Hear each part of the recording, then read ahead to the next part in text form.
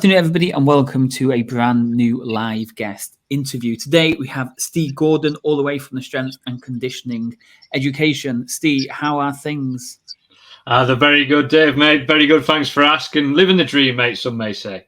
Living the dream. Okay, I can see you're based all the way up in Durham. Is that where you're still based, or is that where you were initially from? Yeah, so I'm born and bred in Darlington, a little place just down from Newcastle in between Middlesbrough. But work for SSC Education, who are based out in Leeds, which apparently is the centre of the universe, according to the owner and founder. Leeds, okay. I maybe wouldn't have agreed on that, but okay, we can all learn something new. So one way we always start the episodes off is we always have a look at the weather. I don't know what it is, and maybe it's just a British thing, but it's kind of how we always start. So what is the weather like up with you in Darlington? It's pretty much the same as it always is, mate. There's a big grey cloud up, and it's just drizzling and miserable. I think our summer is long gone, mate, and it's departed. It's many ways very quickly. Yeah, I think it was only like the last 2 or 3 days the weather suddenly got a lot colder. It's just all suddenly got really cold again. Central heating starting to come back. A few more coats and scarves are coming back on. So yeah, the winter's definitely coming. Okay, a serious question then. We're going to talk a little bit about business growth and strength conditioning and all that type of stuff. But how did you initially get into the fitness industry? So back in 2007, it seems weird saying that now, doesn't it? It seems like I think you start giving away your age. But I used to compete in Thai boxing, and martial arts was a big part of my life. And I was introduced to a phenomenal coach and someone who just lit up the room and could make you feel good about yourself, regardless of the day you had. And I flitted from one thing to another, and this thing about trying to replicate what he'd done, not necessarily in Thai boxing and martial arts, but just giving back and helping someone. And it sort of led me into my passion of training and becoming a personal trainer and a fitness coach. So I finally took the leap in around 2010. And that's when I started my journey into the fitness industry. I learned a lot of valuable lessons very early on in the piece, opened up my facility very, very quickly, and started getting involved with strength and conditioning as its own entity in around about 2015. So it's been a rocky road, but one that I probably wouldn't change because it wouldn't make me the person I am today. Nice. And I'm guessing in that time since 2007 to present day, I'm guessing a lot of things have changed. Massive. And I think the external stuff has changed, like the landscape of how people communicate in terms of social media is obviously a lot more of a larger presence.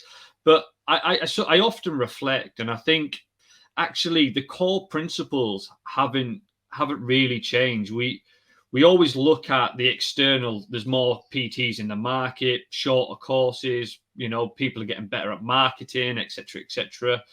All of these things. But you think back to the core principles of anybody who's had a profound impact on your life as a coach, as a mentor. And those principles haven't really changed. I think the application of them has changed. But in terms of the core principles of connecting people, empowering people, and helping them push forward, I think looking back, it's still putting the person first. It's being passionate and showing up and living your core values and striving to make a positive impact on people's lives.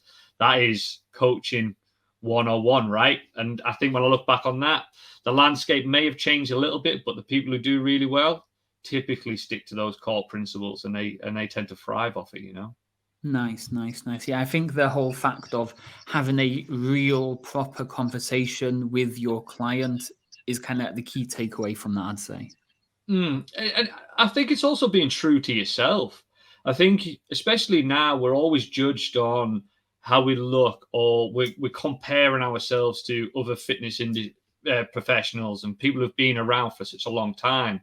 Comparison's a bit of a killer, and we always try and put ourselves in a bit of a, oh, I need to be like them, or I need to do this, or I need to do that. When actually we need to go back to, well, why did you start coaching? What makes you tick? What makes you get out of bed first thing in the morning? If money was no object, it's a great question I ask people all the time. Money was no object, what would you do with your day? And I think as long as you can go back to that, authenticity and relatability are probably the biggest things in marketing. You know, if you are relatable and you are authentic, you will attract like-minded people. And I think we need to sort of take a step back from trying to compare ourselves. There's you can walk in someone else's path to success, and absolutely, but we can never lose sight of what makes us tick, you know? Okay. So we're kind of getting quite specific to us and the way we do things to resonate and make to build a good core value base with our clients then. So for yourself, what was it about strength and conditioning that took you down that route then, rather than moving into different types of other ways of training, for example? So sports performance, like I say, I come from a martial arts background, and I think for me it was always the application of strength and fitness and doing all of the additional stuff to help athletes become that 1% better. You know, I think the nitty gritty and looking at, right, how do we move the needle? So Dave Brailsford's 1% rule, for example, that I did with Team Sky, that was fascinating to me, because it was, how do you take this, what we perceive as a highly tuned athlete and who is at the top of their game in whatever it is that they do, and how do we move the needle? How do we move them to becoming stronger, more powerful, faster, you know, more robust, less prone to injury? And that world really fascinated me, and sports performance in general. But the more I stepped into the world, I realized that S&C isn't just for athletes. It's about improving performance right across the board. And the principles of S&C can be applied to 40-year-old barber from the local hairdressers or a 70-year-old masters triathlete. You know, it has no boundaries as such. And I think thinking at S&C is specifically for athletes, although that's what led me down that path, coming into the industry made me realize actually these are applicable to absolutely everybody you work with. Nice. Okay. Because, yeah, thinking about that was kind of the next question I had there was, if you think about strength and conditioning, most people are thinking taking them into a VO2 max testing room and doing very specific box jumps and measurements and stuff. So how could somebody maybe who's graduated from university and that's been their core focus, their core study, and working with that very specific type of athlete, convert what they've learned to now working with a 40-something female with 2 kids going through the menopause? How can they, what can they do to switch from one to the other without going over the top? So I think there's two ways to look at it. I think first and foremost, anybody that comes out of university with a degree or a master's, look at what it says on the certificate. And it's typically they've got a BSc in strength and conditioning, or they've got an MSc in strength and conditioning. There's a 5-letter word that is missing off the end of it that you need to practice and you need to become very, very proficient at. And that word is coach. Like, I don't care what knowledge you know, if you are not a good coach, you are never going to be able to get the best out of an individual. So I think that's the first thing that people need to focus on. But then the second bit is go back to the principles of what you have done when you've been learning about S&C and the application of it. First and foremost, it's what's the demands? What's the demands of the sport? Turn that to 40-year-old Barbara. What's her demands of her life? You know, high stress. She's got to be able to do that. Confidence is a big thing. Right, okay, that's the needs analysis in terms of what she needs. She needs to be able to excel in life. The next part of it is do the athlete analysis. Do the athlete analysis on Barbara.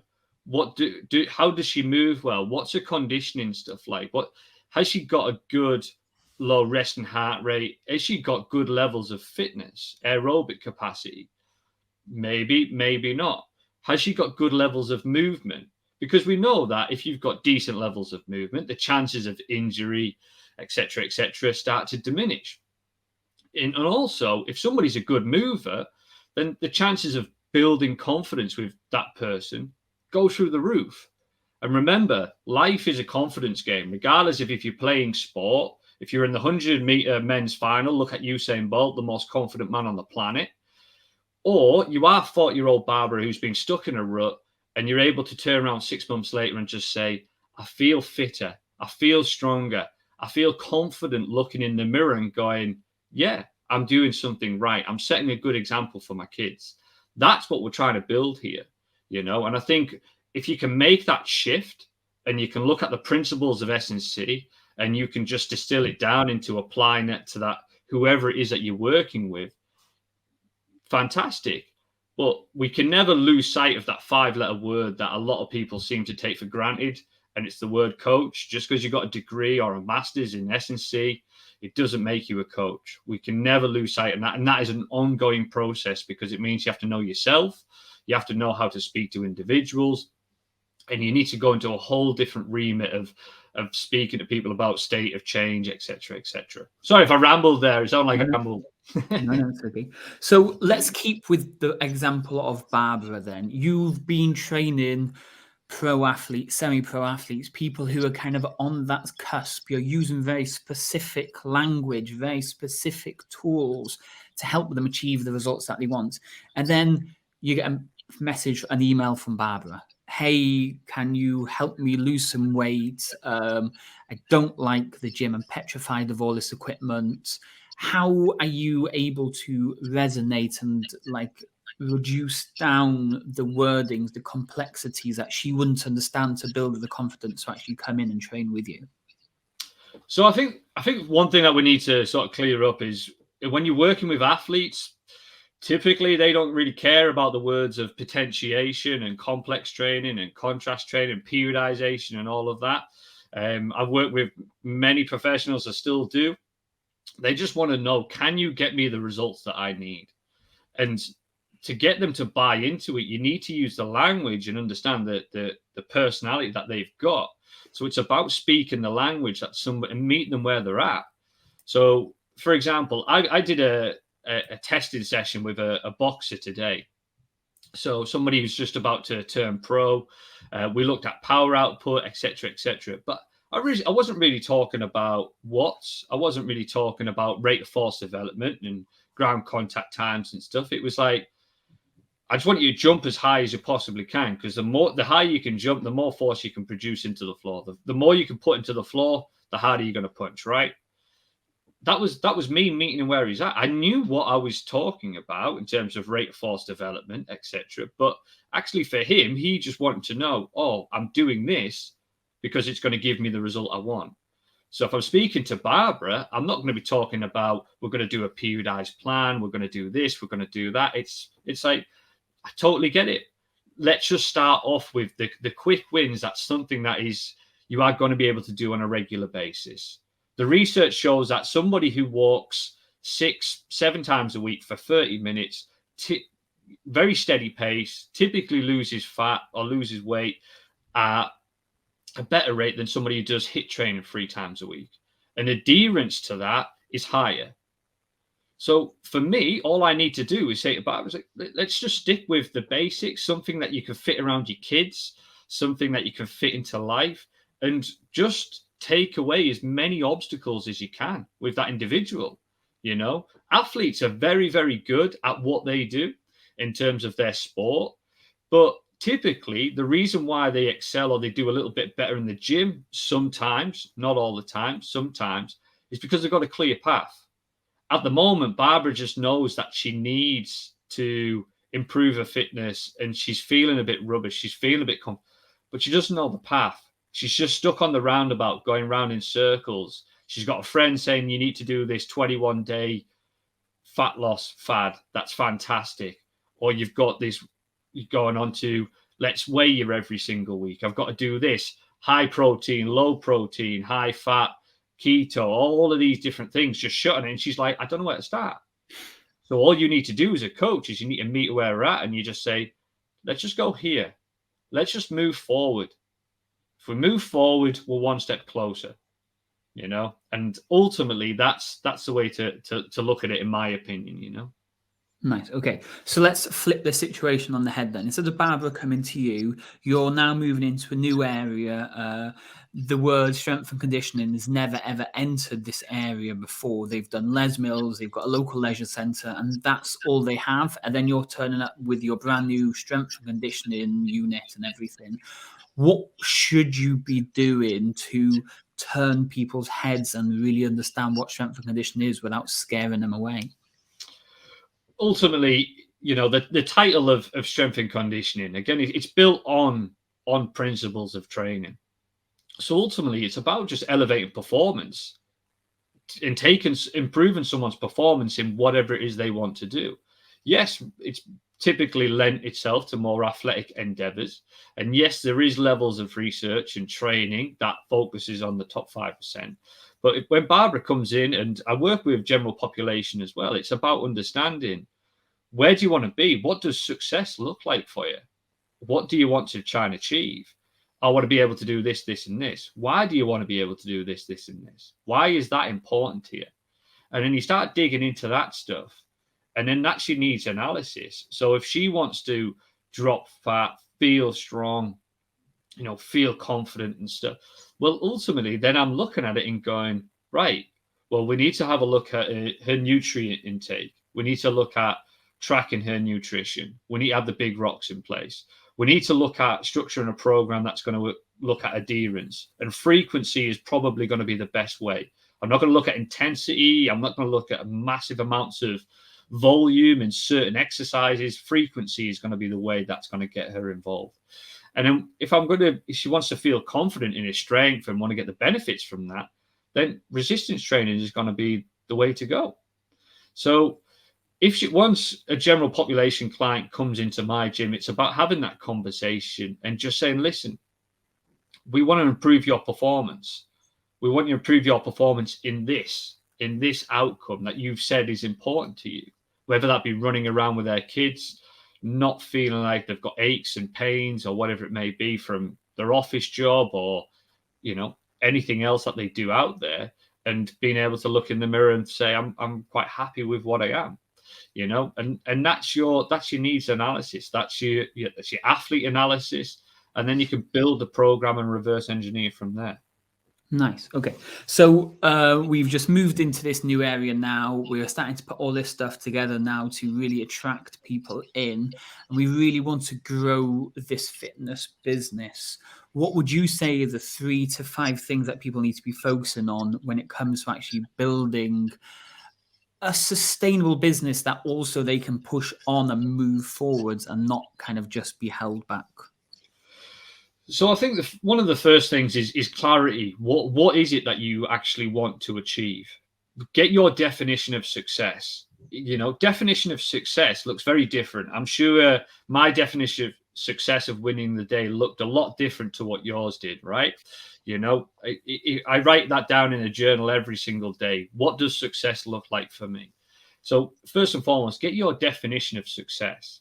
Because then you have the clarity on what it is you are working towards. You're not dancing to someone else's tune. You're dancing to the own beat of your own drum. So I think that's the first thing. The second thing is, what is it that you want to do on a daily basis? What would be the ideal situation? Once you know the ideal situation, then you know what you need, the steps that you need to take to create that. And then the third step for me is understand your figures. 100%. They don't really teach it in degrees and courses and stuff like that in terms of the figures of how much you need to know, but really know your numbers. Don't just look at, I need around about 1,500 quid ish a month.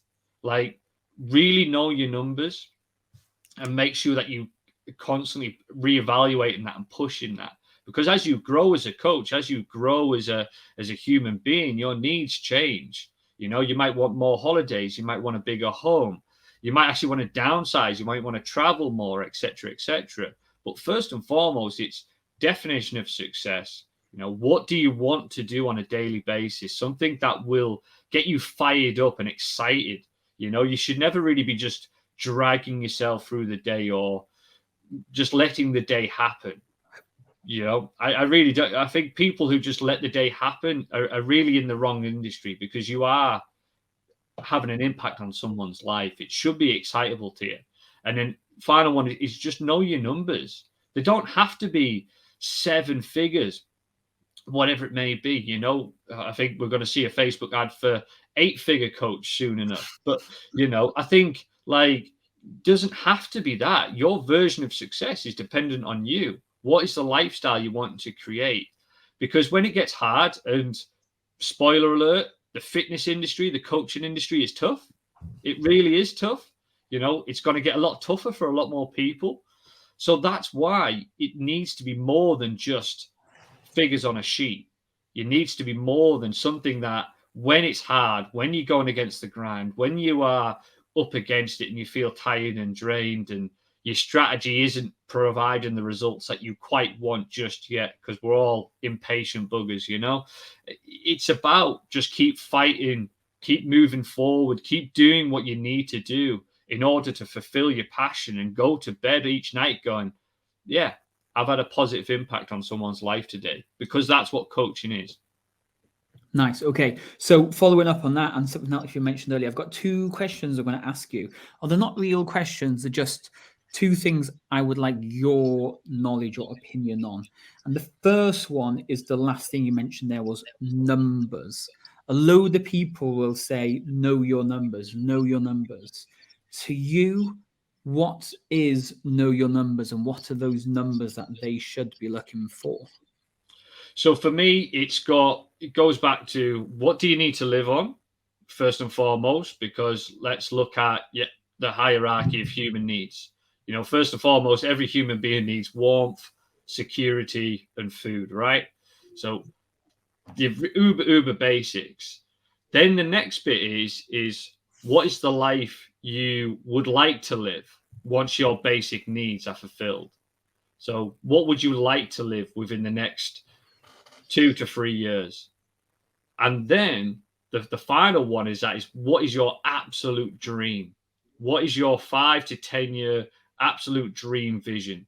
And once you've got those figures in mind, and when you know what you're trying to chase and what you're trying to work towards, you've got steps. You can see a process that you can go through. You've got a ladder to your version of success. So I think it's first and foremost, and don't get stuck at the bottom. I think a lot of people try and make ends meet, and that's it.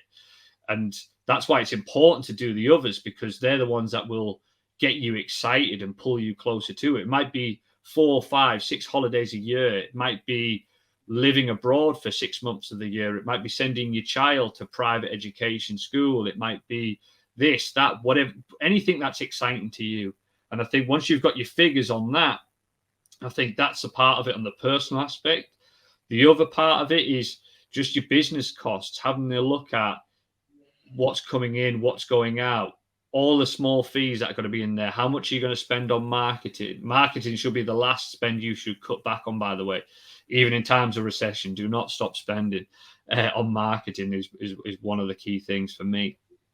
And I think ultimately, once you've got those, you know exactly what you need to do, because you might have heard of the master key system, and it sounds a bit fluffy and stuff, but look, it's real simple. It's have, do, be. So what do you want to have? What do you need to do to get what you want to have? And then who do you need to become to do the stuff that's going to give you what you want to have? So be, do, have.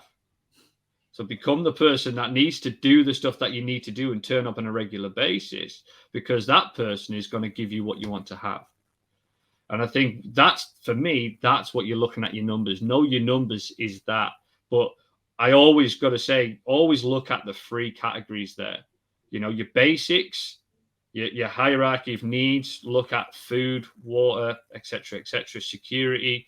Then what's the next steps? What is the life that you would like to move towards once your basic needs are met? Because just paying the bills is such a lousy strategy.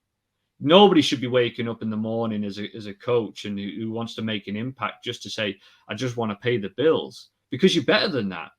You can add massive amounts of value and then look at what is your dream life in 5, 10 years time, and what income do you need? I know coaches who've retired on, I've got to 50, 60K. That's great, because I'm going to go and live in a real small village which got great Wi-Fi, and I'm just going to live the dream, and I'm just going to travel. And you're like, awesome. And other coaches who've hit seven figures and sold companies and stuff, and they've got lovely houses and they are living their dream. Which coach is right and which one's wrong? None of them. They just lived out their version of success, and they continue to do so. Nice. It's like you almost need to prescribe your own life periodization program. Exactly that. Okay, so the next question kind of folds into what we just talked about, and something you've almost mentioned every couple of minutes throughout this whole episode so far, and that is personal development. You said when you wake up, you write in your journal straight away. You've mentioned about having your long-term and short-term goals. You mentioned a few other bits around personal development. What does personal development mean to you, and why should people really consider personal development for themselves? So personal development is something that I ignored for pretty much the first part of my fitness in my fitness life and life in general. Can I stop there?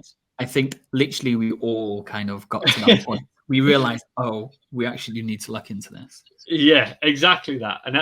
And it was more about, I was blaming everybody. And then I came across a great quote, which was, for every time you point the finger at somebody, there's 3 pointing back at you.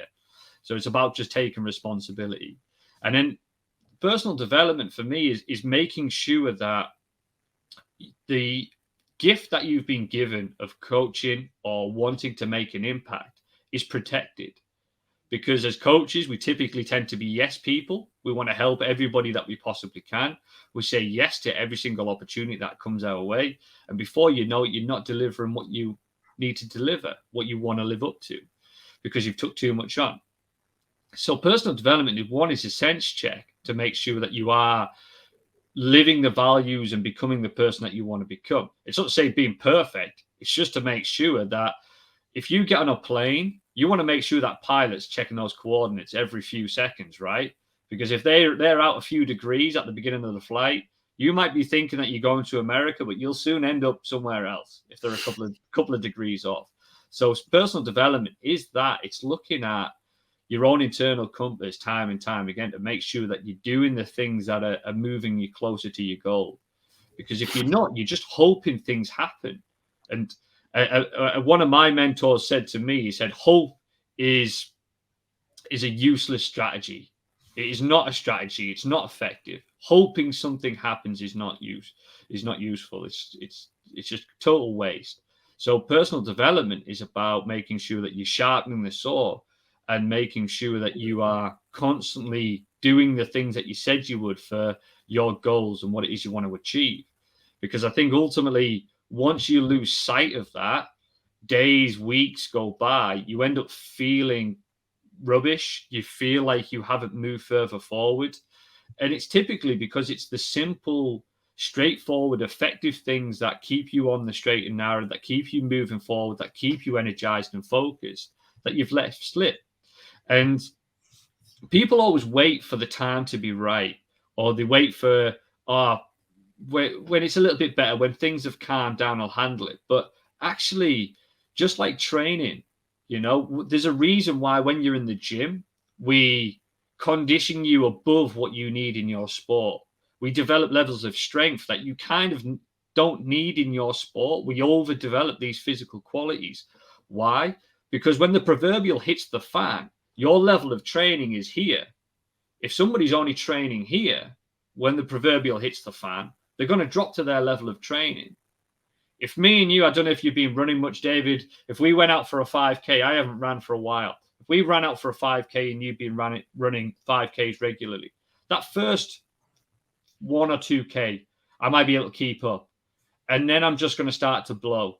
I'm going to start to feel tired. I'm going to start to break down because my level of training for a 5K is low. Yours is here because you've been hitting it regularly. So when times are tough, you always sink to the level of your training. And there's a lot of rough times when you're a coach. It can be a lonely industry. It can be fulfilling, but it can be lonely. So what is your level of training that you're going to sink to when times are hard? And you've got to ask yourself do I want to be able to handle it up here? Or am I happy just being down here? So it's about, for me, personal development is raising your level. So when times are good, you're absolutely flying. But for when times are bad, you ain't dropping to the bottom of the barrel and going, man, I've got to start again. Because trust me, I've done that many times. And when you climb up the ladder and you get chucked all the way to the bottom again, you don't feel like starting. When you get chucked down the ladder, you've done a level of training, you only get took down a few rungs. You're not starting again. You've got momentum, you've got the skills, you've got the knowledge, you know. Perfect example. Look at what you've been going through with your own gym and stuff like that. You've got the knowledge, you know how to move it forward. Imagine if you hadn't done that. Imagine if you hadn't had that level of accountability to say, I've messed up here, but I'm gonna fix it. Imagine if you hadn't had that level of training that you've got now. It'd be starting all over again. And how rubbish would you feel by starting at the beginning? You just look further along the path when you go through personal development, you know? Nice. Okay. So, like you said, the fitness industry is a lonely place. It can be a tough place to be in, especially when times are not going great. Where can people look to for inspiration, for knowledge, for guidance when things are getting tough or when they just need to chat to others? So, like I say, I'm going to be biased because obviously I work for strength and conditioning education, and it's why we do what we do. You know, we've got the Elite Coach Network, which is just a community of like-minded coaches, people who are just trying to find their way in the industry. And we get some great questions in there. We get people networking, helping each other out, talking about injuries, training, etc., or bouncing ideas off. Then we've got the mentorship. And mentoring, for me, there's a lot of mentor like ships out there now, you know. And I think ultimately it's about working with someone that isn't going to be your friend as such, but somebody who gets where you're coming from, gets that, right, you're trying to get to this point. Whether a lot of our guys, they want to work in sports teams, or they want to set up their own gyms, or they want to start working in football, etc., whatever niche sport. It's about somebody speaking to someone who's walked that path, who's got the learnings that they can pass on to you. And I think ultimately we need to invest in ourselves, because the more we invest in ourselves, the more we can give back. Now, sometimes it seems counterintuitive to do that, but actually by investing in yourself, you're backing yourself. Because if you're in a horse race and you're not backing the horse that you own, are you confident in that horse? Probably not. You know, this is a massive race that we're going in. So you need to back yourself, put all the chips on you succeeding. And by doing that, getting people who can help you, getting people who can give you guidance, somebody who can just talk through things when it's tough, it's hard. The amount of conversations I've had with coaches who are like, it's just not happening, it's not working for me and whatever. And then you break it down and going, right, where does confidence come from? Well, yeah, but I don't feel confident in this. Well, why should you? You haven't got the right to feel confident. Why? Because confidence is made of competency and consistency. Do you know your stuff around what it is you're trying to sell? Yeah, I know my stuff. Well, have you been doing it consistently? Hit and miss. I started off really well and then it sort of went by the wayside. So you've got no right to feel confident because you haven't followed the formula. If you've been consistent, but you're not competent and you don't know what it is you are trying to sell or push, or the marketing language, the market message, how are you going to gain confidence? So ultimately, it's about going back to the being held accountable, the consistency, the competency, building your knowledge so that you can continue to move the needle in the direction it is that you want to go. Nice. Okay, so as we come to the end of this episode now, we obviously are all about trying to generate new leads for clients. If I was a studio owner, a bootcamp owner, an online trainer, a strength and conditioning facility, whatever it is, how should I go about finding my next 3 to 5 to 10 clients? So there's a few ways that you look at it. So network, who do you know in your network that you could reach out to first and foremost? The second one is, do you know who you want to work with? A lot of people say, I want to work with athletes, for example, because of obviously the field we're in. Well, what type of athletes? There's youth athletes all the way up to masters athletes. You know, we've worked with people who are over 60 and 70. We work with Paralympian athletes and Olympian athletes, or do you want to work with little Johnny, who's the under 11s star player in the football team? Define who it is that you want to work with, because once you know who you want to work with, you can pass it over to somebody like yourself and say, this is the demographic, these are the people that I want to speak to. Then you guys at Lead Deck and go through all of that, can generate the types of leads and the people that you want to work with. But also within your network, it's like, well, where does little Johnny's mum and dad hang about? How do I get in front of them? How do I speak to them? So I can say, hey, I've heard he's a great player. Have you thought about getting into S&C, because he's going to be part of that age group where he's going to be rocketing on, and I'd love to support him in his journey, or start working with the team. Or if you want to work with masters triathletes, where do they hang out? Know your audience, know who it is that you want to make an impact. And what I would say to that is, if you don't quite know that, just work with everyone, because it'll soon find out. It's data gathering, So a question to you, mate: how do you know some of the formula that works for you? Everything's trial and error. Everything really is trial and error. And like you said, the big one there was, if you're not sure, try everything initially, because you will quickly know what you enjoy doing, what you don't enjoy doing, and the things that are actually bringing you the most success.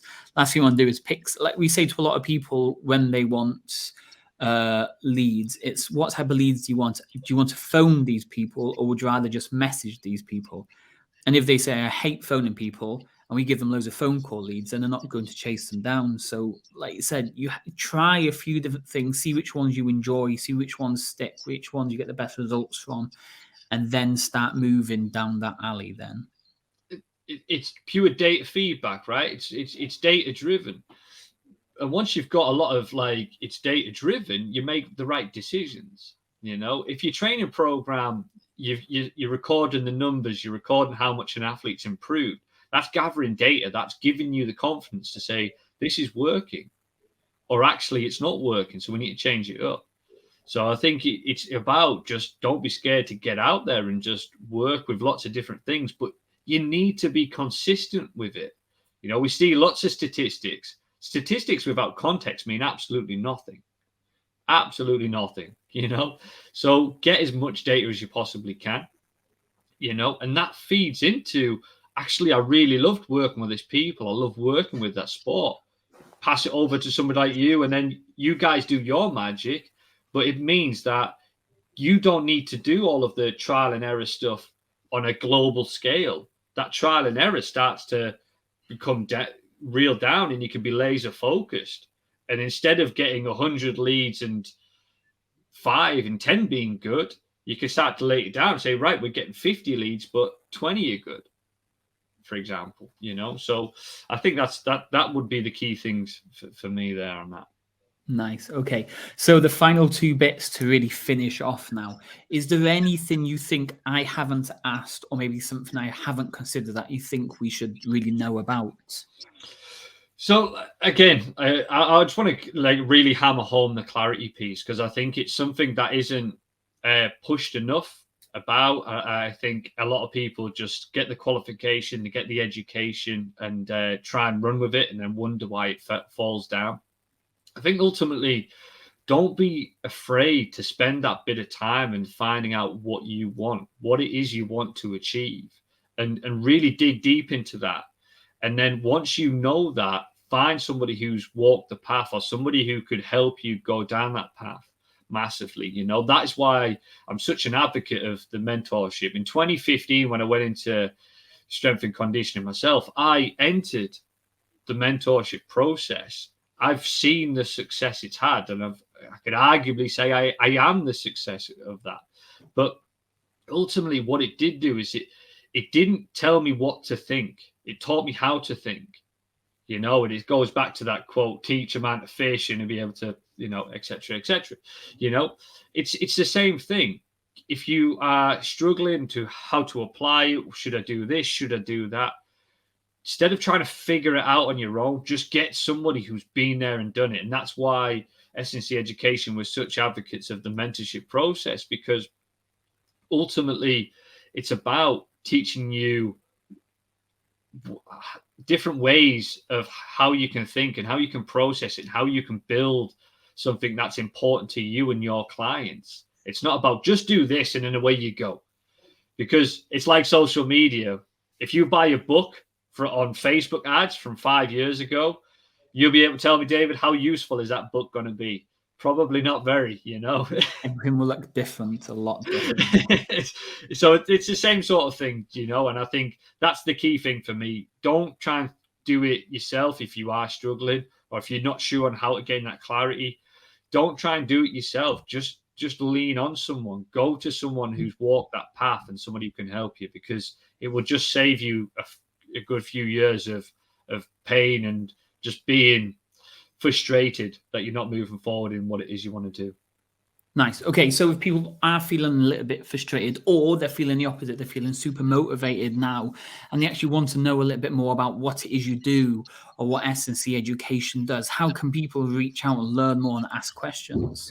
So there's plenty of places. So strengthandconditioneducation.com. Head over to our website. You can get us on all of our social media channels on Strength and Conditioning Education. Head over to the Elite Coach Network as well. There's a 2-day free trial on that, and there's over 1,000 coaches within that community. We do weekly live sessions. Or if you just want to sort of chat about what I've talked about today, feel free to find me on social media, and I'll be more than happy to help. So it's just Steve Gordon on Facebook, or, again, reach out on Instagram on Strength and Conditioning Education. Nice. Steve, I appreciate your time today. Thank you for coming on. Hopefully we'll get you on further down the line and you can share some very more interesting insights into, like you say, personal development, clarity, business development, and so much more. But again, thank you for coming on, and we'll speak to you very soon again. My absolute pleasure, and thanks for having us, mate. No worries. Speak to you later. Bye-bye. Bye-bye.